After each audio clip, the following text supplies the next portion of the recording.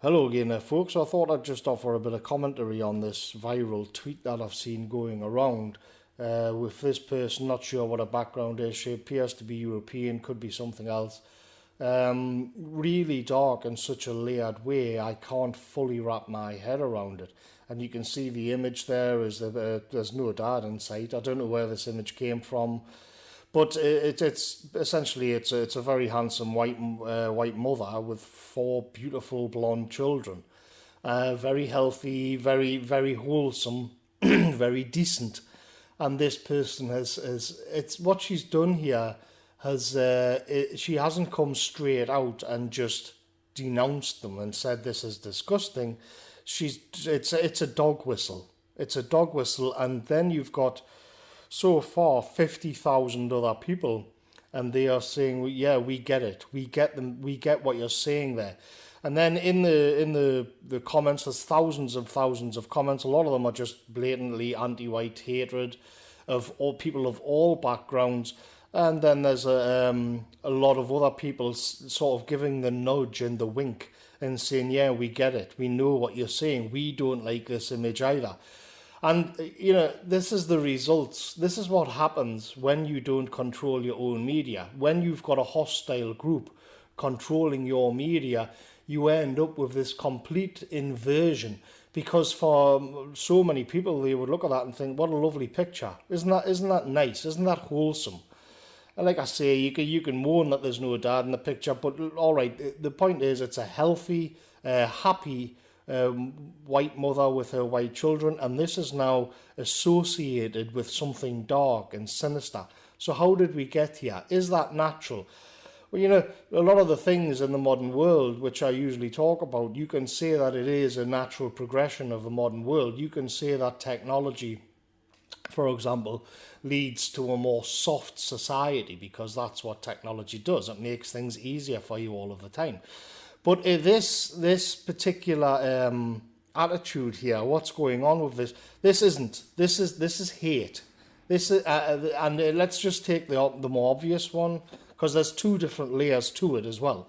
So you've got, this is ideological, and this is now, that family would be considered to have white privilege. They're the colonizers. They are the racists. And then there's the other side of it, which is all of the people who are replying who are of a different ethnic background to that. And then it's just outright racial hatred for that. But in both cases, it is a rejection of the good and the beautiful and the wholesome. So let's just take the one where the idea that it's a dog whistle, because this is interesting and it crosses the both lines, because the people who squeal loudest about persecution and about racism, they are really good. They're like a spider in a web, and they can feel like the tiniest little tingle of the web, like a little vibration goes through the web. And what they're doing there, what they're saying is that, you know, the pogroms and the outright persecution, it doesn't just begin straight away. What happens is that there's something leads up to it. And what leads up to it is the dog whistle and the sly nudge, nudge, wink, wink. And that's what's happening to this family here as a symbol of wholesome whiteness. So they then become this other to be suspicious about and to be hated. And then further down the line, well, who knows? But, you know, let's look at the demographics.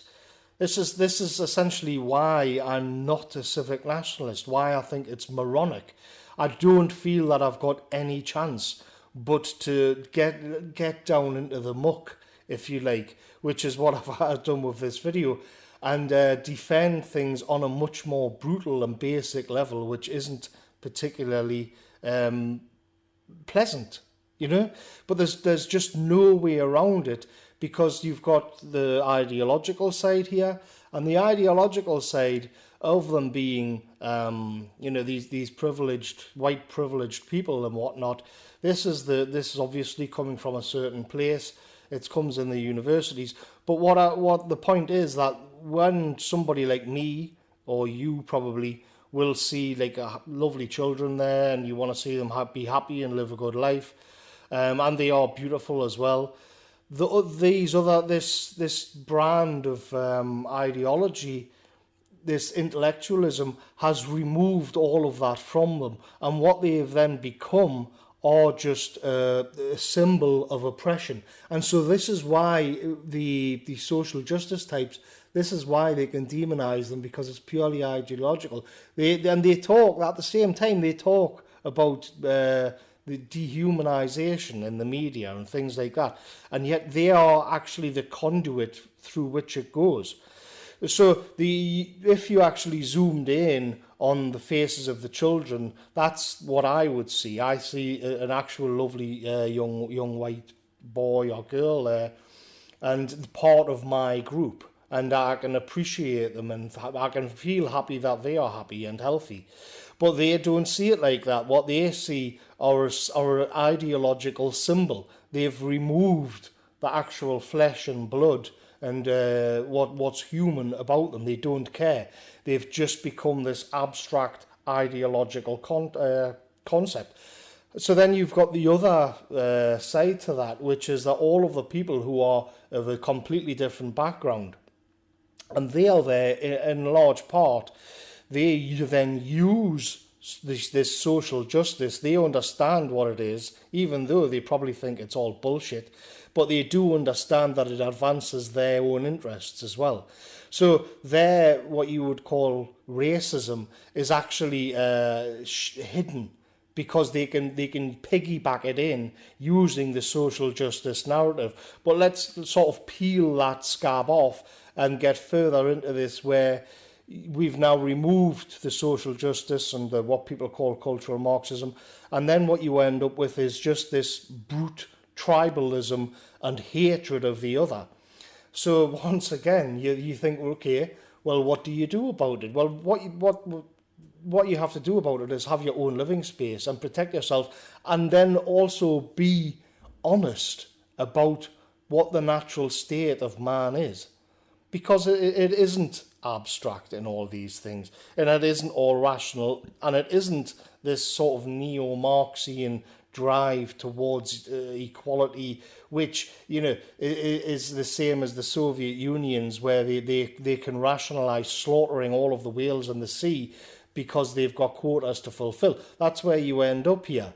And that's why this white family can become nothing but an abstract concept to be hated, as a symbol of oppression, without them be, and they, at the same time, they then accuse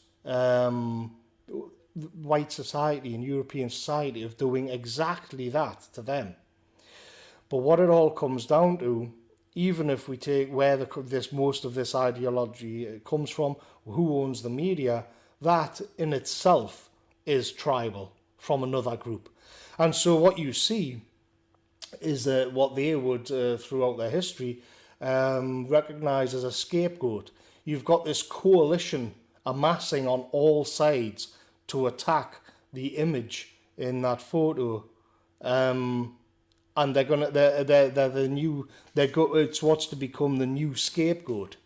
And if you try to turn that back on them, they'll accuse you of doing just that. And so all I want is for people to be honest about this and understand that what you need to do is recognise some harsh biological truths about the way humans are. And it isn't pleasant. And it's not very deep, and it's not very philosophical. But whatever you're going to build on top of that, if you're not going to take that into account, whatever you're going to try and build on top of that intellectually is just castles on sand. So I just wanted to have a bit of commentary on that, and I'll catch you later.